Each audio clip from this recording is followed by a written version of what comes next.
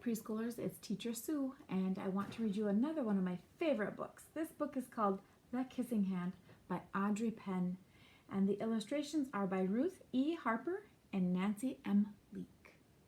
Let's read The Kissing Hand. Chester Raccoon stood at the edge of the forest and cried. "I don't want to go to school," he told his mother. "I want to stay home with you.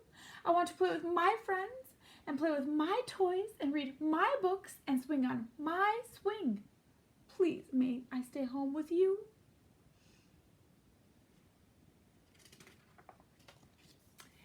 Mrs. Raccoon took Chester by the hand and nuzzled him on the ear. "Sometimes we all have to do things we don't want to do," she told him gently, "even if they seem strange and scary at first. But you will love school once you start." See his mama right there? "You will make new friends and play with new toys, read new books, and swing on new swings. Besides," she added, "I know a wonderful secret that will make your nights at school seem as warm and cozy as your days at home." Chester wiped away his tears and looked interested. "A secret? What kind of secret?" "A very old secret," said Mrs. Raccoon. "I learned it from my mother, and she learned it from hers. It's called the kissing hand." "The kissing hand?" asked Chester. "What's that?"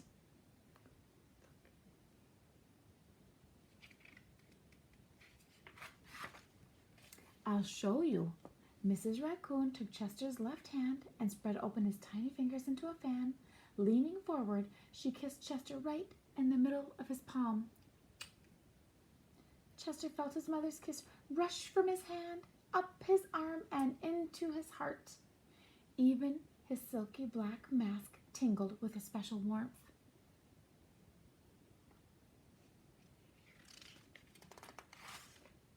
Mrs. Raccoon smiled. "Now," she told Chester, "whenever you feel lonely and need a little loving from home, just press your hand to your cheek and think, 'Mommy loves you, Mommy loves you.' And that very kiss will jump to your face and fill you with toasty, warm thoughts."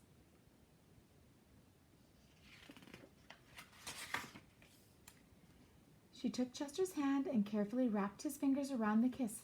"Now do be careful not to lose it," she teased him. "But don't worry. When you open your hand and wash your food, I promise the kiss will stick."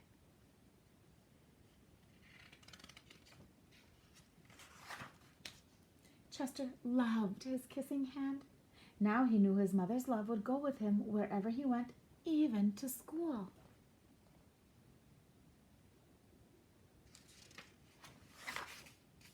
That night, Chester stood in front of his school and looked thoughtful.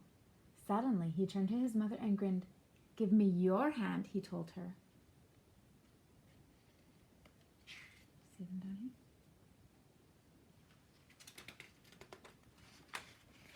Chester took his mother's hand in his own and unfolded her large, familiar fingers into a fan.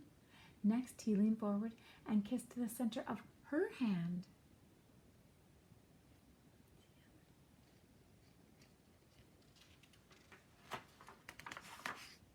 "Now you have a kissing hand too," he told her.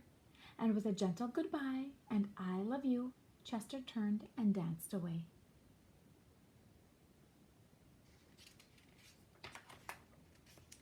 Mrs. Raccoon watched Chester scamper across the tree limb and enter the school.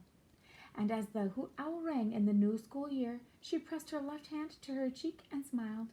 The warmth of Chester's kiss filled her heart with special words. "Chester loves you," it sang. "Chester loves you."